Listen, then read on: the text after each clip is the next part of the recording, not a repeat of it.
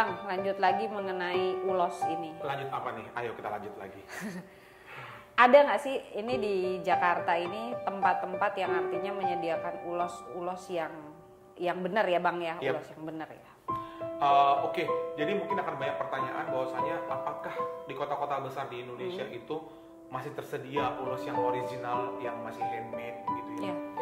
Sebenarnya masih ada, banyak, apalagi di Jakarta. Kalau kita jalan ke daerah Senen, di Pasar Senen itu banyak penjual ulos di sana. Di daerah selatan mungkin di daerah Cililin, daerah PGC dan sekitarnya itu juga ada banyak penjual ulos. Di Depok juga banyak penjual ulos. Jadi sebenarnya di kota-kota besar di Indonesia termasuk di Jakarta ulos itu masih ada dan banyak. Yang masih original yang masih dibawa dari sana ke kota besar seperti Jakarta juga masih banyak. Oh gitu. Kemudian ini loh Bang, kan ada ulos tuh katanya ulos palsu sama ulos asli. Nah, Iya. cara bedainnya itu seperti apa? Ulos yang beredar saat ini itu ada yang tenunan tangan yang original, yang asli. Ada juga yang ATBM, alat tenun bukan mesin. Alat tenun bukan mesin. Bukan mesin. Terus ada juga yang mesin. Ada juga yang di printing. Nah, cara membedakannya adalah kalau kayak printing udah jelas bahannya apa dan lain sebagainya udah tahu ya. Kalau namanya dia yang buatan mesin itu juga sangat jelas sekali perbedaannya karena dari benangnya berbeda dan dari ketebalannya juga pasti akan berbeda. Yang paling terutama adalah dari warnanya pasti berbeda.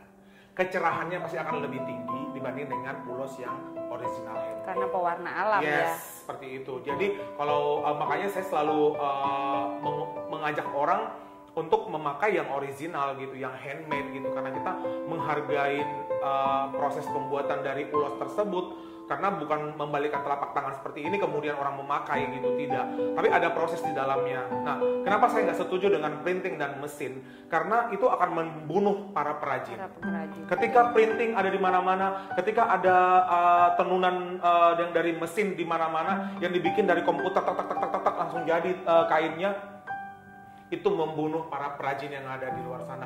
Ribuan perajin. Nah, bagaimana kita mengangkat kearifan lokal, bagaimana kita meningkatkan ekonomi mereka, sementara sendiri kita pakai yang palsu, nggak original gitu.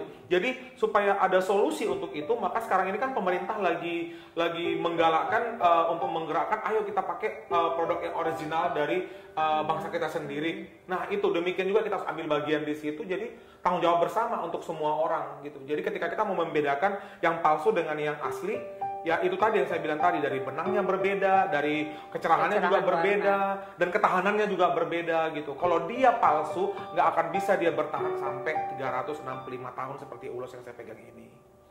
Gitu.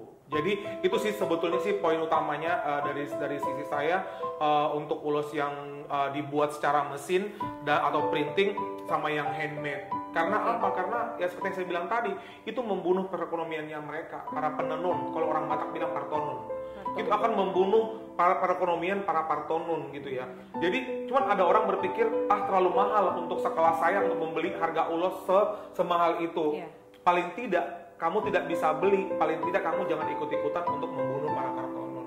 Membunuh rezekinya mereka loh, membunuh ekonominya mereka. Seperti itu. Karena apa? Karena apalagi sebagai orang Batak, makanya saya itu jual ulosnya itu nggak sama orang Batak. Karena orang-orang Batak sendiri pun sudah banyak juga yang menggunakan yang mesin. Nah, saya lebih suka menjualnya itu kepada orang-orang yang bukan orang Batak. Supaya mereka lebih tahu, sekarang kayak gini, masa ulos sudah dimiliki orang Batak? Masa saya promosikan ke orang Batak? Nggak cocok dong. Ya saya harus promosikan, tawarkan kepada orang yang belum tahu ulos. Saya jelaskan ke mereka, ini ulos seperti ini, ulos yang original seperti ini, yang palsunya seperti ini. Jadi mereka tahu, oh iya bedanya seperti ini. So that's why klien saya banyakkan itu adalah orang dari luar negeri sama orang dari luar suku Batak. Bukan barang Batak. Ada satu dua. Gitu. Oke, Bang, kalau untuk tadi kan bicara palsu sama ori, ya. Ada nggak sih maksudnya sanksi entah adat atau apa yang artinya kalau dia membuat yang palsu seperti itu? Kan coraknya juga mungkin nggak ada. Sebetulnya nggak ada. Sebetulnya kembali ke kesadaran kita masing-masing aja. Kalau kita umpamanya mengkampanyekan, ini lestarikan ulos, lestarikan wastra Nusantara. Contohnya begini. Saya Atang Syahaan mengucapkan selamat Hari Batik Nasional, sementara batik yang saya pakai printing. Gimana dong perasaannya? Jadi ya harus saya pakai yang original seperti itu.